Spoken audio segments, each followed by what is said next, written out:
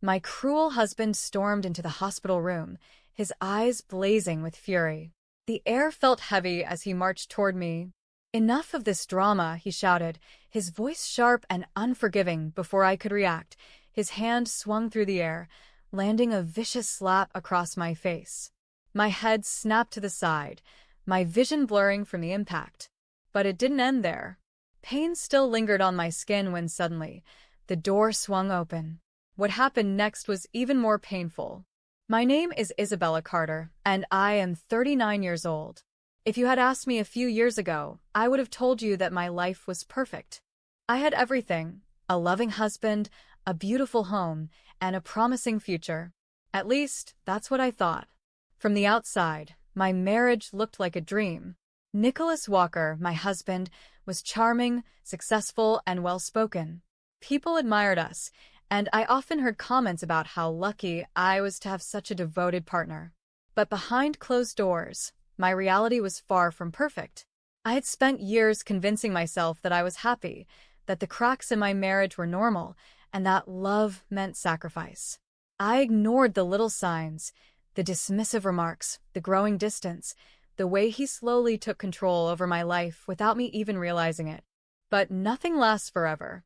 The illusion I had built around my marriage was about to shatter into pieces, revealing a truth I had tried so hard to ignore.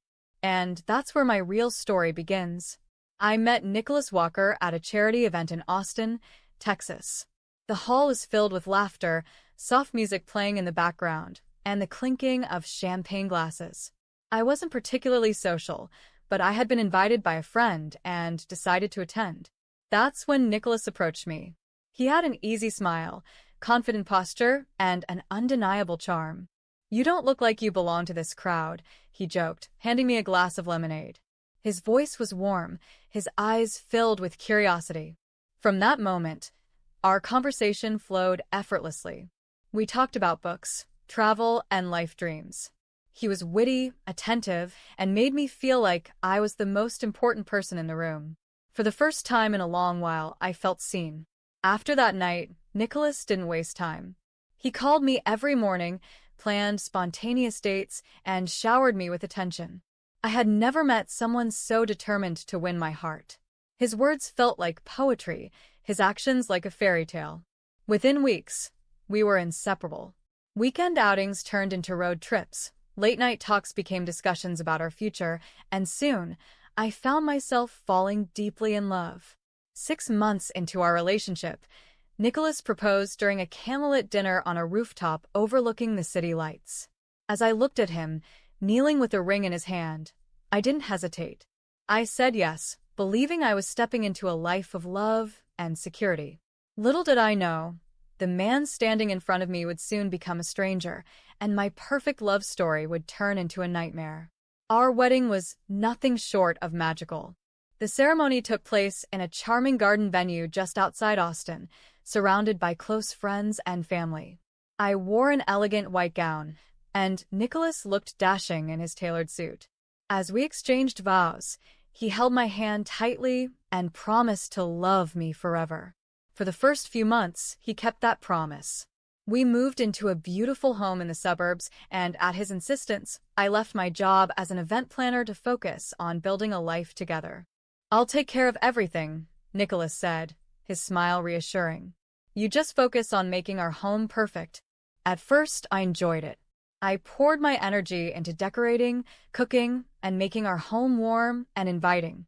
Nicholas seemed to appreciate my efforts, bringing me small gifts and showering me with compliments. But as time passed, his warmth faded. The compliments turned into criticisms, and the affection I once adored was replaced with cold indifference. "Why is there dust on the shelves?" he snapped one evening, his eyes narrowing at me. "What do you even do all day?" I tried harder. I cleaned obsessively, cooked gourmet meals, and made sure everything was perfect. But no matter how much I did, it was never enough for Nicholas. His disapproval extended beyond household chores. If I voiced an opinion, he dismissed me. If I expressed an emotion, he called me dramatic.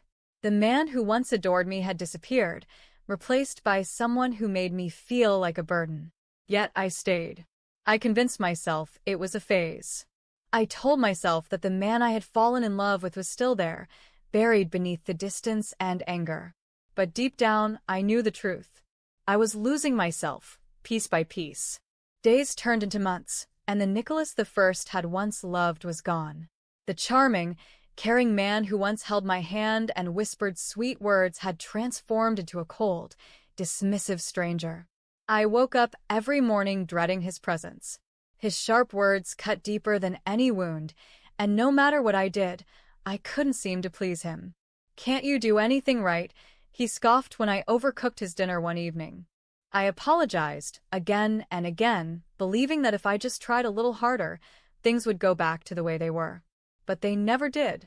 Nicholas's control over my life tightened. He dictated what I wore, who I spoke to, and how I spent my time.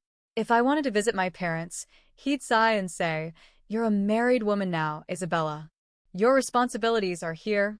And if I tried to talk about my feelings, he'd roll his eyes and mutter, "Stop being so dramatic." His verbal jabs started small, but soon they became daily insults. "You're useless. You'd be nothing without me. You're lucky I married you." Each word chipped away at my confidence, and slowly, I started believing him. I became a shadow of the woman I once was, walking on eggshells, trying to avoid his anger, desperate to keep the peace. But peace never lasted for long.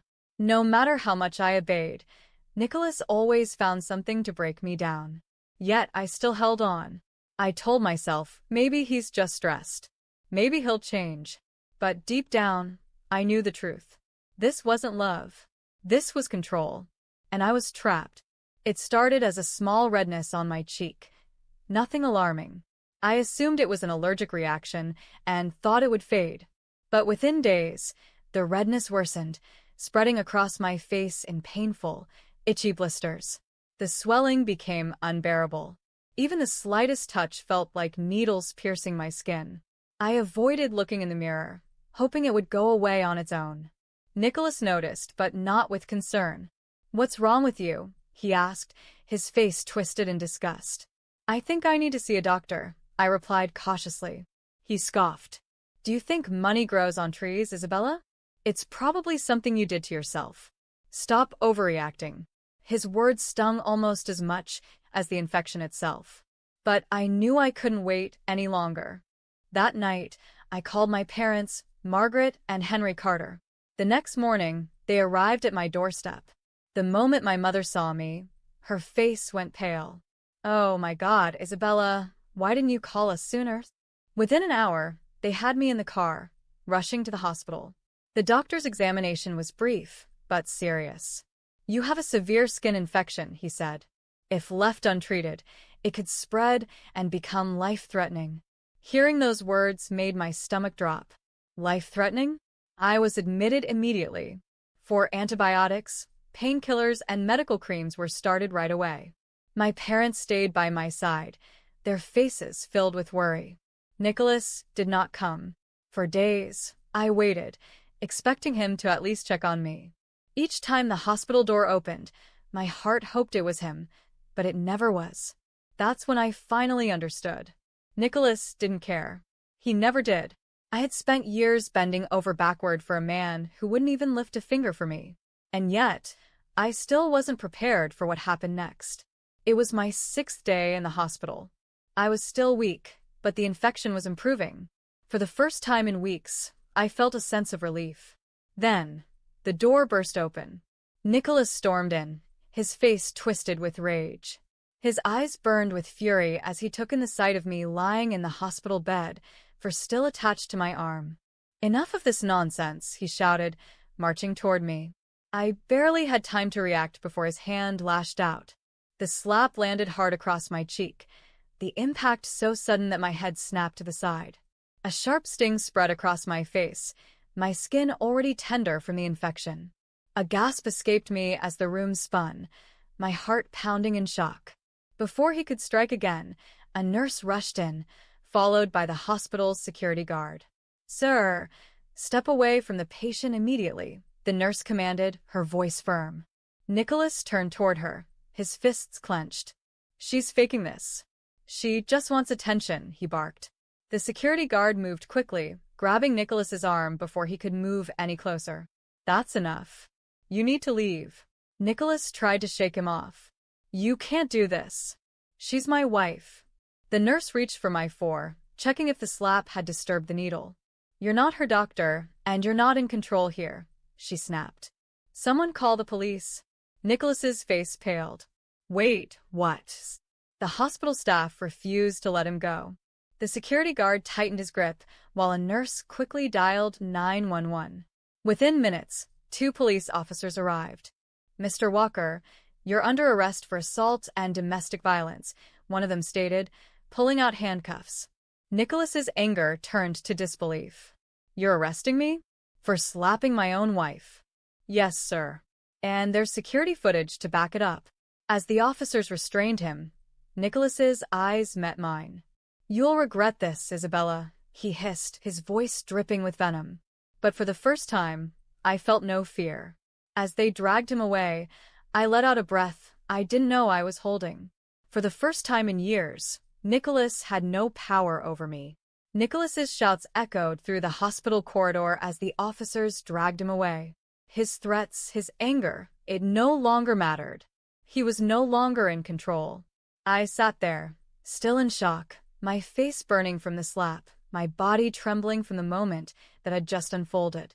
But for the first time, I felt safe. The head nurse approached me, concern in her eyes. Are you all right, Isabella? She asked, gently placing a hand on my shoulder. I nodded weakly. I think so. We've reported everything, she reassured me. There's no way he's walking away from this. A moment later, an officer returned to take my statement. I told them everything, how Nicholas had barged in, how he had slapped me, how he had called me a liar while I was lying helpless in a hospital bed. The security footage backed up every word. The officer gave me a small nod of reassurance. We're pressing charges. Given the evidence, he won't be walking free anytime soon. The weight of those words settled over me. Nicholas was no longer untouchable. That evening, my parents rushed to the hospital, their faces filled with worry. The moment my mother saw the red mark on my cheek, her hands trembled. He hit you, she whispered, horror in her voice. I nodded, and her face hardened. My father clenched his fists, his usual calm demeanor shattered. That man belongs in prison, he muttered. For the first time in years, I felt truly protected. Later that night, I received a final update. Nicholas had been officially charged with domestic violence and assault. He would remain in custody until his court hearing. I leaned back against my pillow, staring at the ceiling. The pain was still there, but for the first time, it wasn't just physical. It was the pain of breaking free from something I had let control me for too long. Nicholas had been taken away, and for the first time I was no longer his prisoner. A week later, I was discharged from the hospital. My face was still healing, but the pain from Nicholas's slap was nothing compared to the years of emotional wounds he had inflicted. With my parents by my side, I met my lawyer, Evelyn Dawson. She was sharp, confident, and had no patience for men like Nicholas. We have a solid case, Isabella, she assured me, flipping through the files. The security footage, medical reports, and witness statements leave no room for doubt. He's going to pay for what he's done. Hearing those words gave me a sense of relief I hadn't felt in years. For so long, Nicholas had made me feel powerless. But now, the law was on my side. The trial began 2 weeks later. As I walked into the courtroom, my heart pounded. Nicholas sat at the defendant's table, his once proud posture now stiff with tension. He still tried to glare at me, but I refused to look away. Evelyn presented our case with unshakable confidence. The hospital security footage played on the screen, showing Nicholas slapping me while I was helpless in bed. The nurse and security guard testified, confirming how aggressive and threatening he was. My medical records proved the extent of my injuries, both from his attack and from the neglect I had suffered under him. Nicholas's lawyer tried to spin the narrative. It was a moment of frustration, he argued. He was just upset seeing his wife in the hospital. Evelyn wasn't having it. A moment of frustration, she repeated, her voice firm. Nicholas Walker entered that hospital room, verbally assaulted his wife, and physically struck her while she was recovering from a life-threatening infection. That is not frustration. That is abuse. The judge didn't hesitate. "Mr. Walker," he said sternly, "you are found guilty of domestic violence and aggravated assault." A hush fell over the courtroom. Nicholas clenched his jaw as the sentence was read aloud. 5 years in prison. No chance of parole. Full financial compensation for my medical expenses. I exhaled deeply. It was over. The man who had controlled me for years was finally being held accountable. As the guards led Nicholas away, he turned to me one last time. "You'll regret this, Isabella." I met his gaze, my voice steady. "No, Nicholas. I regret staying with you for as long as I did." He was taken away, and I was free. As Nicholas was escorted out of the courtroom in handcuffs, a strange sense of finality settled over me. For years, I had lived in his shadow, enduring his manipulation, cruelty, and abuse. But now, he was the one trapped, behind bars, facing the consequences of his actions. I let out a slow breath, my fingers gripping the edge of the courtroom bench. My parents sat beside me, their hands clasped in silent relief. For the first time in years, I felt safe. The court had not only sentenced Nicholas to 5 years in prison, but he was also ordered to pay for all my medical expenses. It was a small victory, but an important one. I would no longer suffer because of him. As the courtroom emptied, Evelyn Dawson, my lawyer, turned to me with a rare smile. "Justice has been served, Isabella," she said. "You did this. You stood up for yourself." Her words hit me harder than I expected. For so long, I had been powerless, bending under Nicholas's control. But now I had taken my life back. Outside the courthouse, reporters gathered, sensing the weight of the case. I didn't stop to talk. I wasn't looking for attention. I was looking for peace. That night, I sat alone in my parents' guest room, staring out the window. The city lights flickered in the distance, but all I could feel was the quiet relief of knowing Nicholas could never hurt me again. For years, I had convinced myself that leaving him was impossible, that he was too powerful, too controlling. But in the end, he was just a man. A weak man who had built his strength by tearing me down. And now, he was gone. I wasn't naive enough to think the scars, both physical and emotional, would disappear overnight. But I knew this. I had survived him, and that meant I could survive anything. The morning after the trial, I woke up in my parents' home, feeling something I hadn't felt in years: peace. There was no tension in the air, no fear of hearing Nicholas's sharp words or feeling his cold presence. For the first time in a long time, I was safe. My mother brought me a cup of coffee and sat beside me at the kitchen table. She studied me for a moment before speaking. "What's next for you, Isabella?" I hadn't thought that far ahead. For so long, my life had been about surviving Nicholas. Now that he was gone, I had to figure out who I was without him. "I don't know," I admitted. "But I do know I'm never letting anyone control me again." That day, I made a decision. I would rebuild my life, on my own terms. The first step was therapy. I needed to understand why I had stayed with Nicholas for so long and how to heal from the years of emotional abuse. My therapist, Dr. Reed, listened patiently as I unraveled my past. "Abuse isn't just physical, Isabella," she said one day. "Nicholas made you doubt yourself. He convinced you that you were nothing without him. But look at you now, you're standing on your own." She was right. For years, I had let Nicholas define my worth. Now, I was taking that power back. The next step was getting back to work. I had given up my career as an event planner because Nicholas had wanted me to be a full-time homemaker. Now, I was going to do what I loved again. I started small, taking a few freelance projects. At first, I was nervous. Had I lost my skills after all these years? But the moment I started planning my first event again, something inside me clicked. I hadn't lost myself. I had just been buried under years of control. With each project, my confidence grew. Clients loved my work, and soon, I was receiving more requests than I could handle. I was finally back in control of my own life.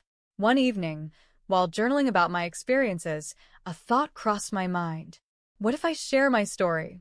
There were so many women out there, trapped in relationships like mine, believing they had no way out. What if my story could help them?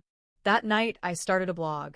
I wrote about my journey, my healing, and how I found the strength to leave. To my surprise, women from all over the country started reaching out. Your story gave me hope. I'm in the same situation. How did you leave? Thank you for reminding me I'm not alone. Reading their messages, I realized something. I wasn't just rebuilding my life. I was helping others do the same. Months passed, and I finally moved into a small apartment of my own. It wasn't a mansion, but it was mine. Every piece of furniture, every picture on the wall, it was all chosen by me, not by Nicholas. One evening, I sat on my balcony, sipping tea and watching the sunset. Nicholas had once told me I'd never survive without him. But here I was, not just surviving, but thriving. And for the first time in years, I was truly free. Moving into my own apartment felt surreal. For years, Nicholas had controlled every part of my life, what I wore, who I talked to, how I spent my time. Now, every decision was mine alone. As I unpacked boxes, I realized how little I had brought with me.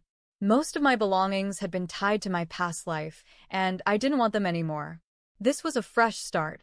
I decorated the space slowly, filling it with things that brought me joy: soft curtains, warm lights, bookshelves lined with novels I had once loved but abandoned during my marriage. This wasn't just an apartment. It was proof that I had reclaimed my life. I kept up with therapy, continuing to untangle the emotional scars Nicholas had left behind. You're learning to trust yourself again, Dr. Reed told me one day. That's the most powerful thing you can do. She was right. I had spent years doubting myself, believing that I needed Nicholas to survive. Now I knew better. With each passing day, I grew stronger, not just physically, but emotionally. The nightmares of my past began to fade, replaced by a newfound sense of peace. My blog had grown beyond what I expected. More and more women reached out, sharing their own stories of abuse and survival. One day, I received an email from a woman named Rachel. I read your story, and it gave me the courage to leave my abusive husband. I'm scared, but I know I deserve better. Thank you for showing me that there is life after abuse. Tears welled in my eyes. This was bigger than me. I decided to take things a step further. I started volunteering at a women's shelter, helping others who had escaped abusive relationships. For the first time, I had found my true purpose. Nicholas tried to reach out once. A letter from prison arrived in my mailbox. I didn't open it. I didn't need to. He was part of my past, and that's where he would stay. Instead of looking back, I focused on my future. One evening, as I cooked dinner in my cozy apartment, I looked around and smiled. No fear. No tension. No walking on eggshells. Just peace, freedom, and happiness. Nicholas had once told me, "You'll regret this, Isabella." But sitting there, in a home that was truly mine, I knew the truth. I didn't regret leaving. I only regretted not leaving sooner. And with that, I closed the final chapter of my old life and embraced the new one ahead. Thank you for following Isabella's journey. If you found her story inspiring, please like, comment, and subscribe for more stories of strength and hope.